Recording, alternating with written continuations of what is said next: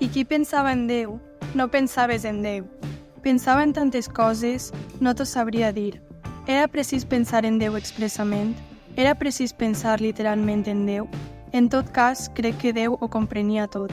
Feia la vista grossa, si es pot parlar així.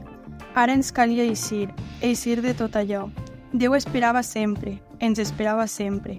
Amargament amarg, ho comprenia tot.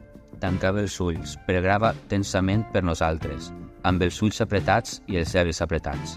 Déu no es desentenia, ho comprenia tot. Déu ens volia lliures, ens volia amb el gust de la vida en la boca, ens volia amb l'amor a la vida en els ulls, en les mans, en els dents. Després ja parlaria Déu. Ara ens volia amants, elementals i plens. Tenia tot l'horror de la guerra, les guerres.